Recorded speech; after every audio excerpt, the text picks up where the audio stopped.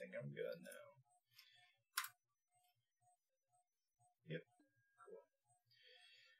Gotta love when those settings change.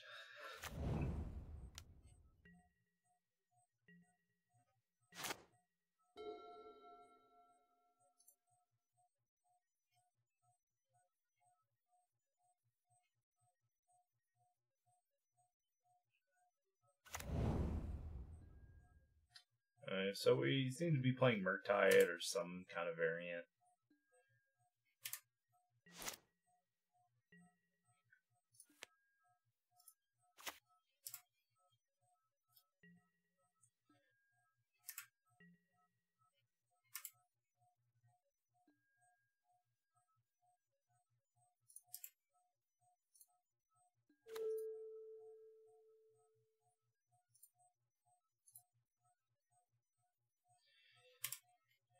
We just passed turn, so let's see what he got.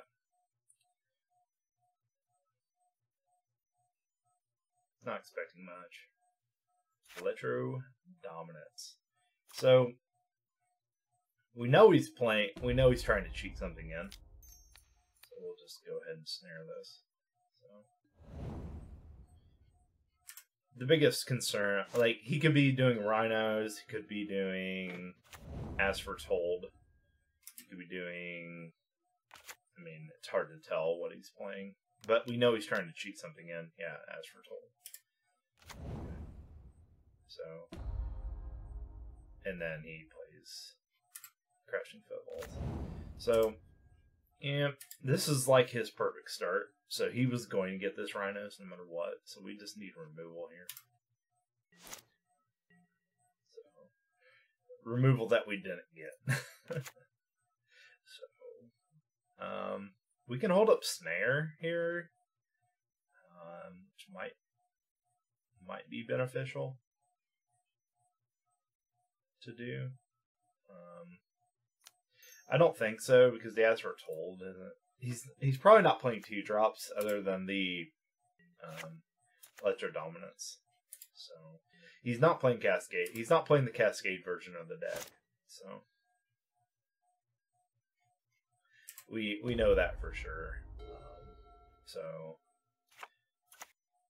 Snare's only good against this card actually because he never pays X. X is always 0.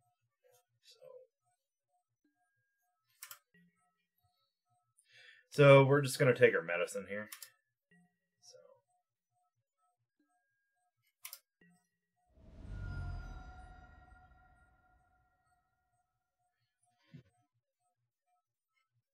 He might have Bolt. What is that? Beginning of combat on your turn. An oil counter on it. And create X 1 red.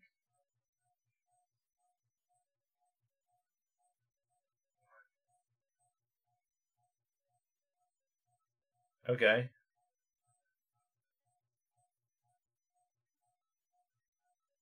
Okay. So we'll keep that. Yeah, he just wins because we can't. I have nothing main board, and we don't have anything to combat this. So we have to play Bowmasters on curve.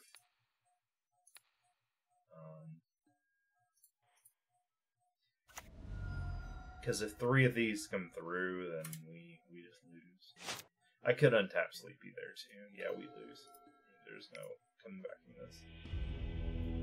So we just didn't draw what we needed. That's simple as that. 8th Grass is fine. EEs come in. Bowmasters are actually not amazing here.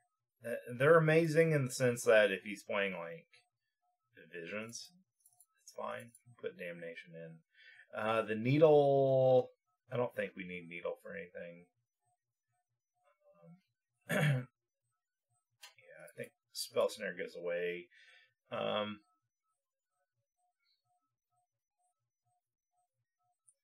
So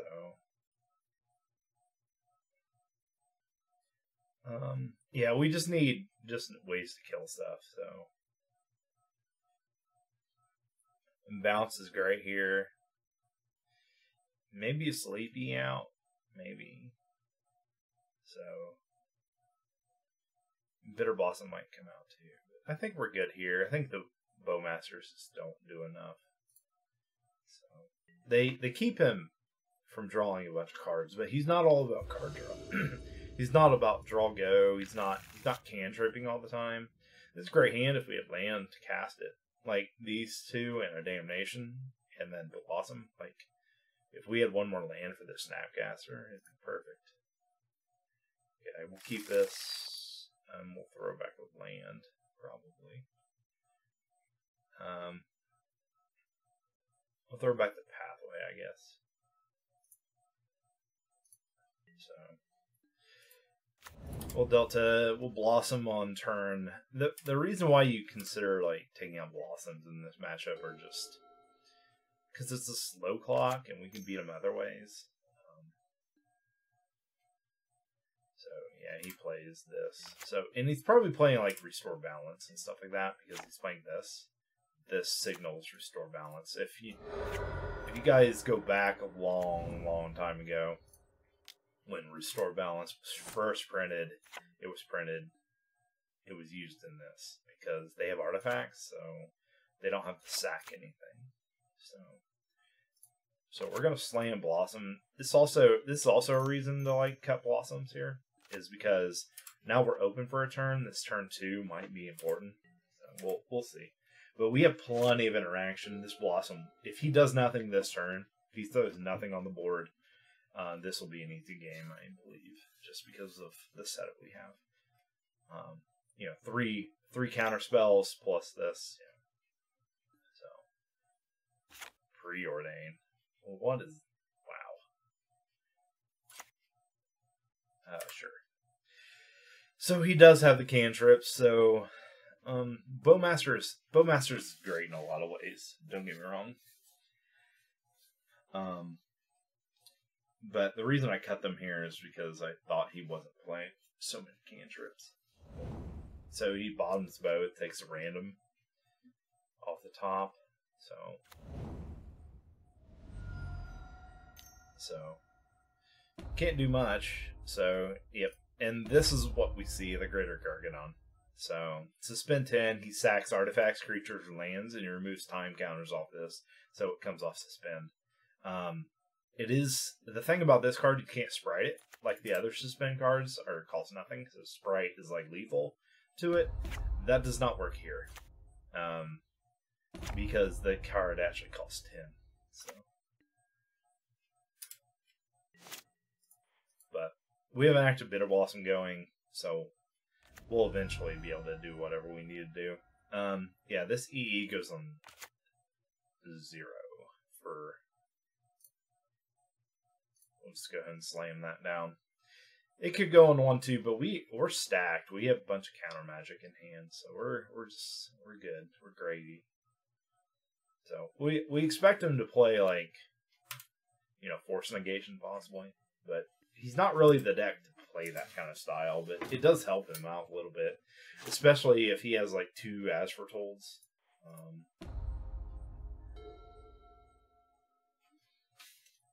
He can like pitch As Foretold for Force, so that's all right.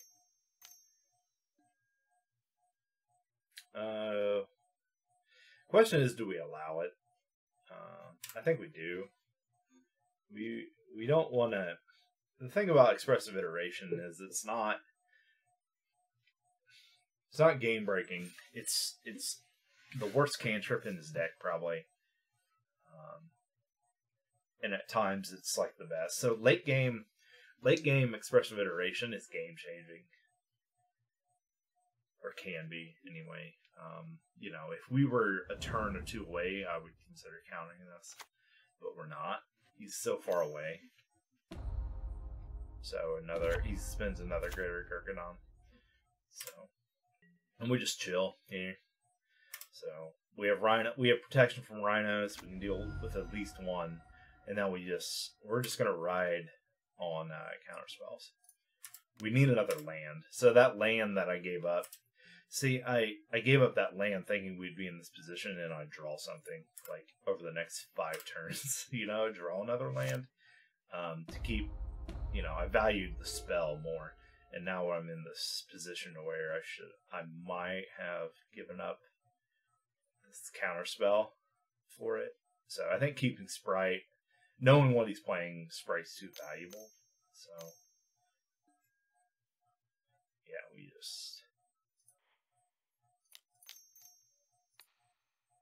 counterspell that. And we even consider spriting that just to get around a force negation if it wasn't his turn. So it's probably not. We don't have to worry about it, but we have to worry about. That's where Sprite comes in and is the best. Is when they have force negation in their hand. And it's like my turn. Like, it's best to play this on my turn versus his turn, basically. Probably going to throw in the Snapcaster Mage for clock here, eventually. Really depends on what he does here. So these, we do have some kind of clock. This thing comes in, it's just big. So it is, yeah, it's nuts. So, all right, we'll see. We'll probably counterspell whatever he plays then. We need that other land. He's too, like, we can't give him that clock, basically. The reason we need that other land is Spell Snare. Or not Spell Snare, but Spell Pierce. Like, that other land would be nice to, you know, just take him off curve. So he can't control our curve, even though we're not in our curve yet. 4 lands is where we want to be.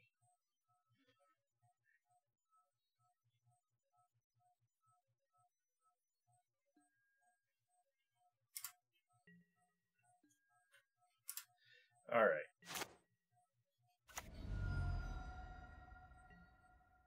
Edict. Yeah, we just need a land. The thing about Restore Balance as well is we never want to have more lands than him. We just want to keep equalizing the lands. So this Edict's great for when this when this comes down. I'll probably hold the Snapcaster so I can Edict twice. So it's very possible that I'll be able to drown this Greater Garganon at some point. So he's bouncing the Blossom. So we get 4. So 4 or 5. Doesn't matter. I think we just let this happen.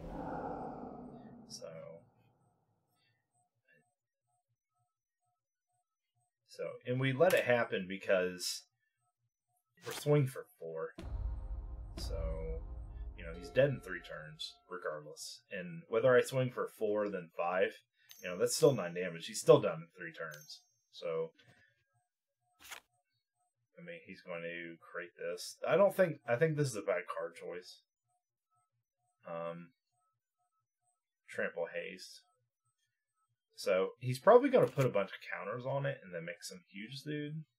So I think we just let this happen though.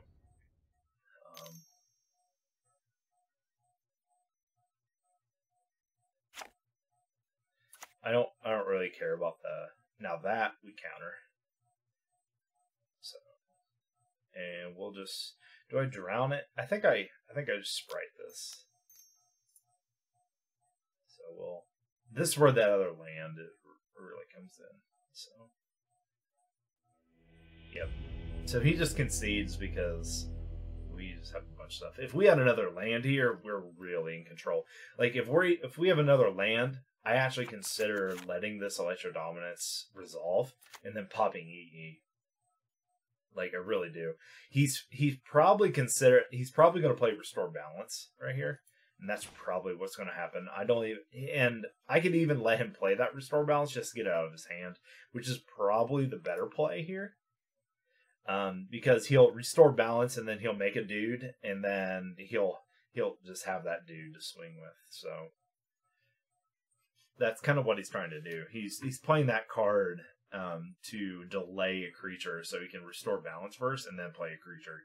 And that's the same thing with Gargadon. And then he can sack or the token he can sack to something else, you know. So I think we're good here. He's slow enough where Sleepy is good. It's good enough. So okay. This is a good hand. I thought about taking out the Duelist as well. Ravinca. But in this case, it is a clock. So it is a body. It's a vanilla body with flash and has, you know, a little bit of upside with the ability. The ability gets through a lot, actually. More than I think people realize. The ability goes to the ring. So you can get those little points of damage here and there. It's really nice. It's kind of a red card. It almost could be Grixis. So, almost. So, let's go ahead and play Sleepy Boy.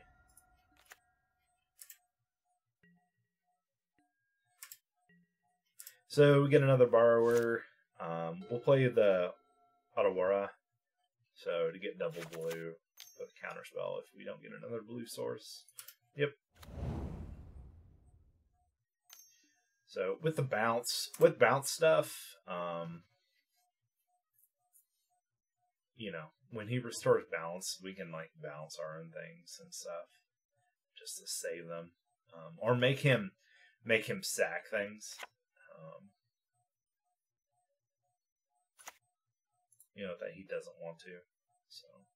Because it's based off how many they have and stuff. So you can play around with that with the board state just a little bit. Field of Ruin isn't really awesome here.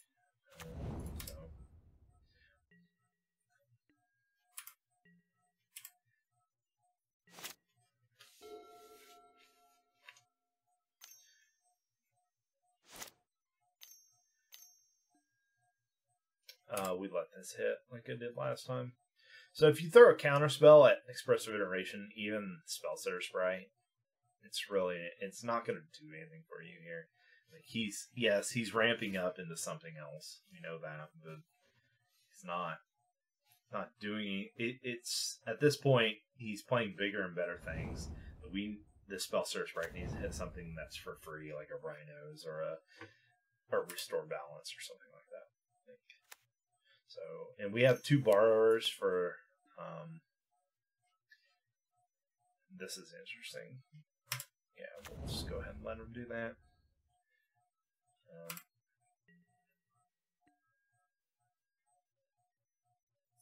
So, we have a choice here. We can untap or play the Obira, and we're going to play the Obira. We're going to start a clock. Really considering not playing this third land. Like, we have to be careful of Restore Balance, but we have a Sprite in hand, so I'm not super worried. So, we'll go ahead and put the Field of Ruin down. We'll attack. So, if he restored, like, we're worried about Restore Balance at this point. So, and Rhinos, of course. I might... If he Electro Dominances, you know, he would obviously have to have another land because it costs double red. But yeah, we just let him keep doing this kind of stuff.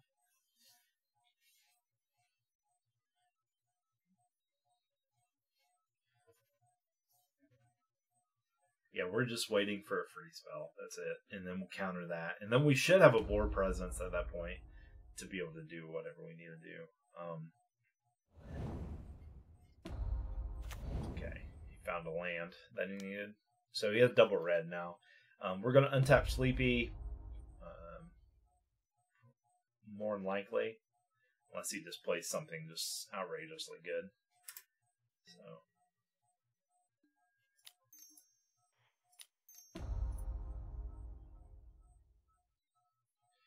Swing for 5. He's dead in 3 turns. This is the power sleepy. This is really where it's at. All right. Well, let's go ahead and do this.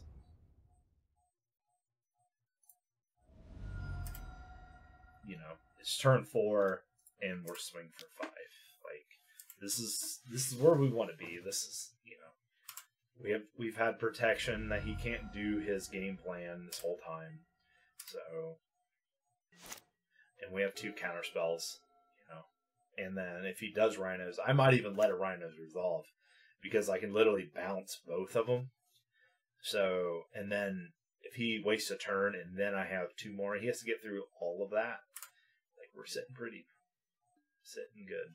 Feel really good where we're at. So, plays another land. The more lands he plays, the safer we feel.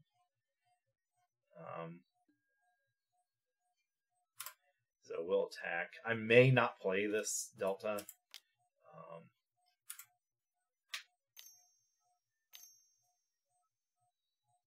I don't know if it'll be relevant. So he wants to bounce this. Oh, sure. I don't think this is the reason why we let it happen is because we want mana on our turn. So, okay. So he kept himself alive for an extra turn here. That's really the only thing here. Okay, he plays that. He must block. Trade. We have so much in our hand. I think we just allow this to happen. So, I wish we had a Fatal Push in hand, but if I would have Fatal Push, I probably would have played the Delta. Yeah, we'll just trade. Let him trade. It's really bad.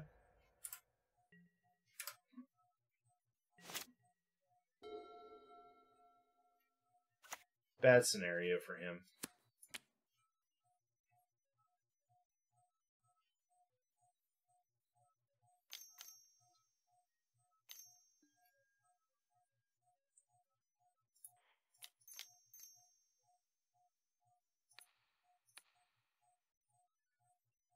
So I have a choice. I can let this resolve, and then counter whatever comes down. We're just gonna go ahead and. The question is, does he have Bolt? So I can let him play whatever, but the thing is, this As Foretold will just hang around. So we'll go ahead and do this.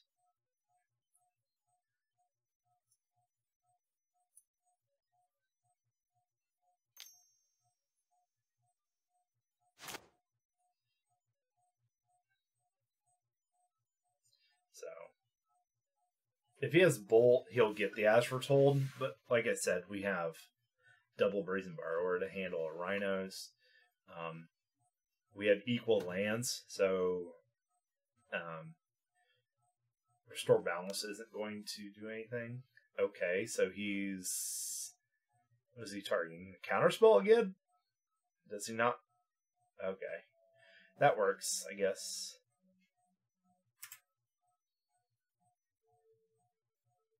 Yeah. Okay, so he played around this quite well. Probably should have let this resolve. So by piercing the next thing, this doesn't matter now. Okay. But yep, he'll get it. And that's okay.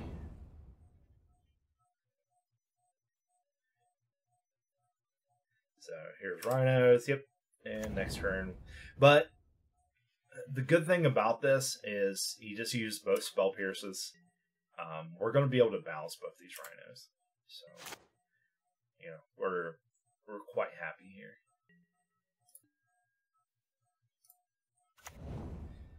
Alright. The question is does he have anything else in his hand to cast?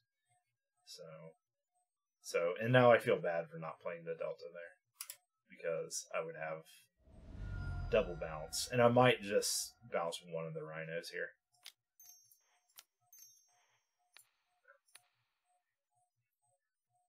And then, because one Rhino isn't going to kill us too fast, I need to hold up Counterspell in case he plays some crazy something as foretold, you know. Just need to do that.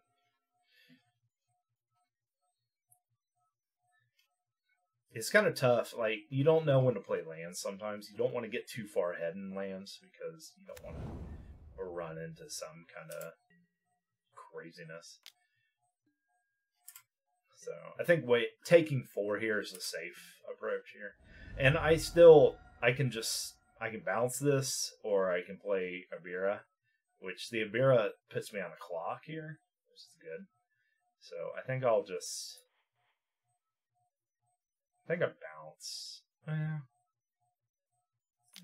I'll play Abira.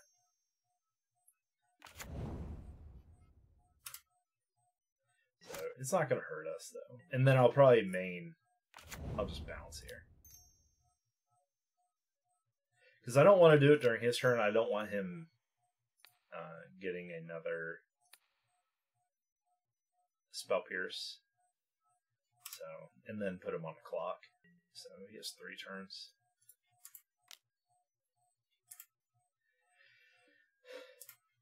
Because we have such a clock going on, Bitter Blossom here isn't really necessary. I can actually wait. I think holding up, playing Borrower at the end of this turn is actually more important than playing this Blossom. Because the clock, takes down a turn. This doesn't increase the clock, so we don't really need it. Good. I wonder if he took out the Restore Balances. And that's why he's playing so many lands. No, we didn't.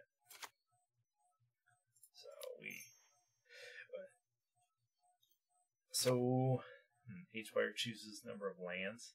I think, that's a good question. Do I just let this happen?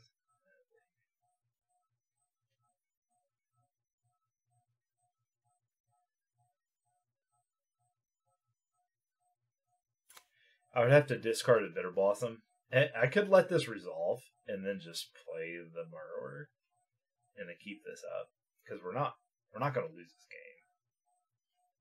So I think we do that. Actually, I think I'd just let this because we have 6 lands. He has 6 lands, so we don't have to do anything on that. Yeah, let's do that. Let's let it resolve. We're not in a bad situation here.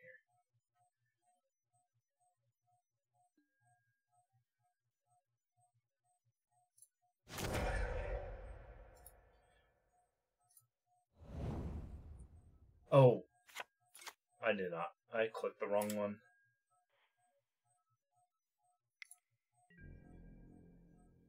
Oh man, I thought it was what do you want to discard?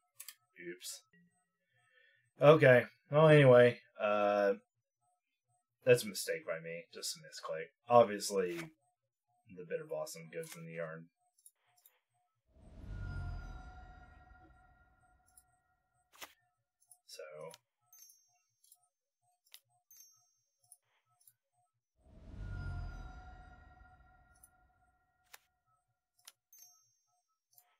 So we do the Borrower. We'll play out the Gemstone. We'll play out the Blossom this turn. So we have some cool stuff. He doesn't really have a land worth killing either. So we'll see what he has going on. If he gets Rhinos, he's done. Let's go ahead and play Blossom. I don't foresee him playing a land that's impossible to deal with. If he plays Blossom, if he gets rid of this, we have another one. You know, we have tons of things to go on here. And this is where this is actually kind of a rough one. You know, do you counterspell the Preordain or do you let him draw? You probably just let him draw, in all honesty. He put 2 on the bottom, so he didn't like what he saw, so he took something random. So.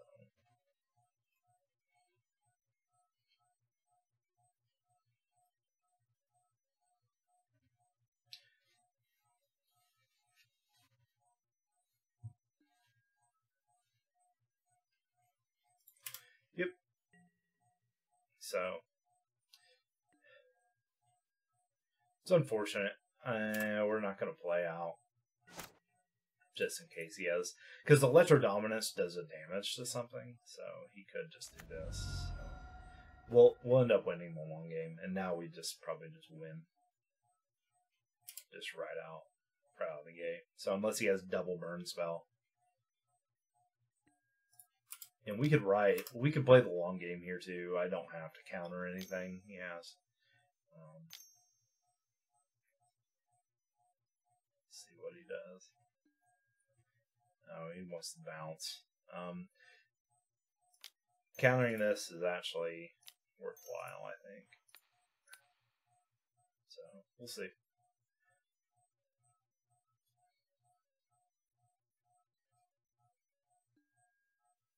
Force negation? Sure. So it gets that out. We get our...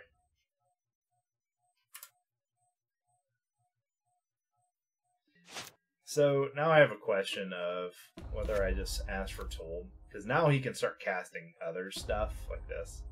So I think bouncing the As Foretold or putting the threat out there is probably more important. So I think we just go ahead while everything's down. We just bounce the As Foretold. We get the Blossom going. So now he has to spend mana for that. He has to then get a perfect draw of like Rhinos or something like that. And we're not even that mad if he gets a Rhinos, because we just gain a bunch of life. Again, this game would have been over if I didn't accidentally discard the counterspell here. So this is fine. It's not going to do much. Give some tokens, give him some mana. Don't want it. Really wanted another mana so I can play one of these borrowers.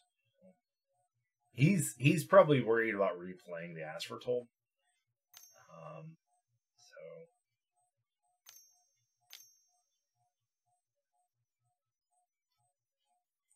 But he's in a place where he has to, or he's going to play the Brazen Borrower. If you Brazen Borrower, I'd probably just kill it immediately. So, all right. So we're gonna do a damage, take him down to 2, which we don't really need to. So this is a great question.